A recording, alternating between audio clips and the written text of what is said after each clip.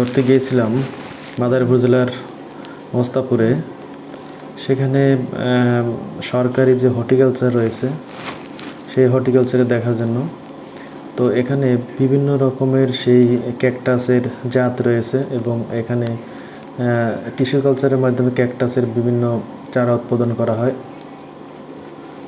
তো এই ক্যাকটাসগুলো দেখে আসলে অনেক ভালো লাগলো। আর এখানে বিভিন্ন ধরনের ফুল গাছ এবং পাতাবাহার ঔষধি গাছ এবং অন্যান্য ফল ফলাদির গাছ কিন্তু এখানে চারা পাওয়া যায় এবং চারা আমরা নিজেরাই তৈরি করে কাটিংয়ের মাধ্যমে।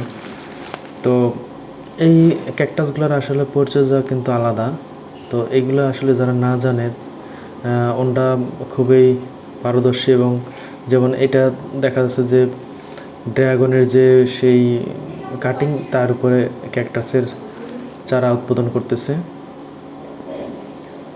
তো এগুলো আসলে অনেক সুন্দর, দেখে খুবই ভালো লাগলো। বিভিন্ন জায়গা থেকে বিভিন্ন লোকজন আসে এবং এই চারা বা নার্সারি তারা পরিদর্শন করে। এখানে বেশিরভাগই আপনার ওই কোকোপিট ইউজ করা হয়েছে এবং বিভিন্ন পরিচর্যার মাধ্যমে কিন্তু এই গাছগুলো এত বড় হয়েছে। এখানে অনেক ধরনের জাত রয়েছে, যে জাতগুলোর নাম আমারও জানা নাই।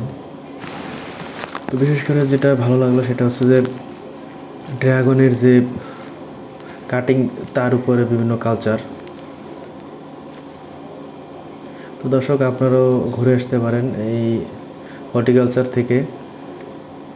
এখানে গেলে মনে হয় আপনাদের ভালো লাগবে। তো এখান থেকে বিভিন্ন ফলের চারা ফুলের চারাও আপনারা কিনতে পারবেন। এখানে ন্যায্য মূল্যে বিভিন্ন স্থানে আপনার প্রাইস লিস্ট অর্থাৎ দাম কত সেটা লাগানো রয়েছে এবং এখান থেকে আমিও কয়েকটি চারা সংগ্রহ করেছি বিভিন্ন ফলের গাছ। তো এখান থেকে চারা কেনার যে রসিদ ভাউচার তারা দিয়ে দেয়। ক্যাকটাস বিভিন্ন শৌখিন ব্যক্তি যারা তারা তাদের বাড়ির আশেপাশে ঘরের যে রুম রয়েছে রুমের মধ্যে বা ঘরের পাশে বিভিন্ন জায়গায় এই ক্যাকটাসগুলো তারা রোপণ করে থাকে। আর ক্যাকটাস এমন একটা জাত, এটায় তেমন কোনো সারেরও প্রয়োজন হয় না। এটা প্রায় স্থানেই কিন্তু আবহাওয়ার সাথে খাপ খায় এটা উৎপাদন হতে পারে।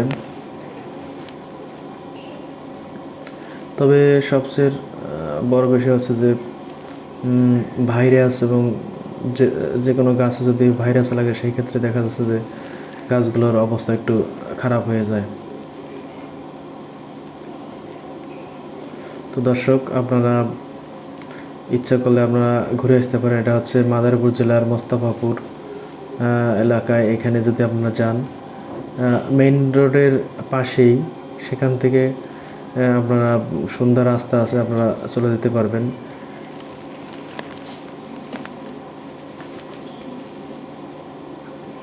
তো বিশেষ করে যে ধরনের ফুল গাছগুলো রয়েছে এগুলো অত্যন্ত সুন্দর। তো দর্শক, আজ এ পর্যন্ত।